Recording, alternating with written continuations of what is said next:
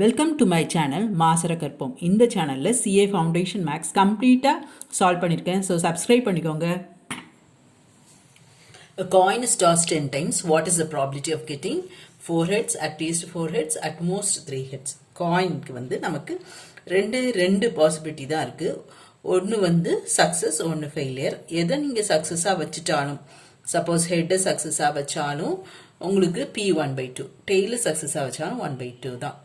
Right. அப்போ coin இருந்தாலே அங்கே பைனாமியல் டிஸ்ட்ரிபியூஷன் கொடுத்துருக்க மாட்டாங்க. நம்ம தான் அது பைனாமியல் டிஸ்ட்ரிபியூஷனாக எடுத்துக்கணும். காயினுக்கு வந்து ரெண்டு ஒரு சக்ஸஸும் ஒரு ஃபெயிலியரும் தான் இருக்குது. பியும் கியூவும் கொடுத்துருக்க மாட்டாங்க, அதுவும் 1/2.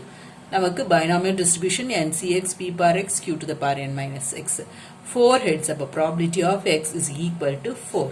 இந்த ஃபார்முலால nக்கு 10, X வந்து இங்கே கொஸ்டின்ல என்ன கேட்டிருக்காங்களோ அந்த நம்பர், Pக்கும் Qக்கும் half சப்ஸ்டியூட் பண்ணீங்கன்னா உங்களுக்கு 105/512 வரும்.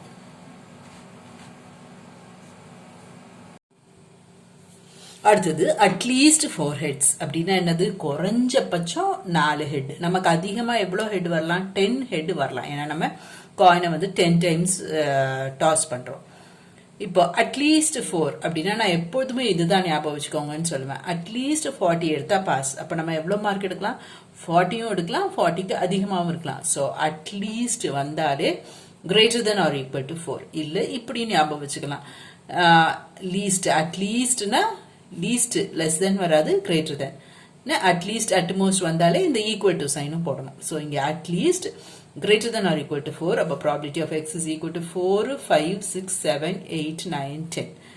பார்த்துக்கணும், இது கால்குலேஷன் வந்து ஜாஸ்தி. 1, 2, 3, 4, 5, 6, 7 இது பண்ணணும். அதுக்கு பதிலாக இப்படி பண்ணலாம்.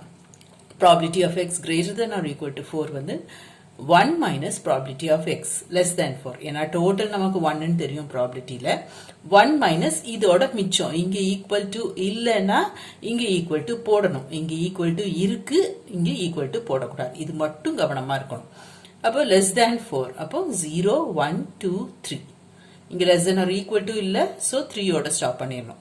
இந்த probability of X is equal to 0 போட மறந்துடக்கூடாது. சப்ஸ்டியூட் பண்ணுங்க. NCX P par X Q to the power n minus Xல இங்கே Xக்கு 0 போடணும், அப்புறம் Xக்கு 1 போடணும், Xக்கு 2, அப்புறம் Xக்கு 3. n எப்பொழுதுமே 10. ஒரு 1/2 to the power 10 காமனா வெளியே எடுக்கிற மாதிரி இருக்கும். வெளியே எடுத்துக்கோங்க. அப்புறமா நம்மகிட்ட கால்குலேட்டர் இருக்கும். ஸோ கால்குலேட்டர் யூஸ் பண்ணி கால்குலேட் பண்ணிக்கோங்க. அப்பதான் உங்களுக்கு டைம் சஃபிஷியண்டாக இருக்கும்.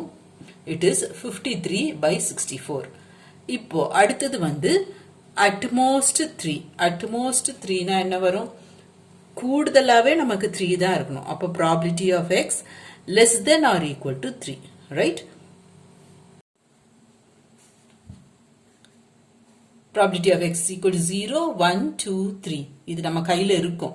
அங்கே 1 மைனஸில் நம்ம இது செஞ்சு வச்சிருப்போம். ரைட்டு. ஸோ இப்படி செஞ்சீங்கன்னா உங்களுக்கு கொஞ்சம் டைம் சேவ் ஆகும். It is 11/64. Hope this video is useful to you all. Do like, share, comment and subscribe so that you can track and crack. Thank you.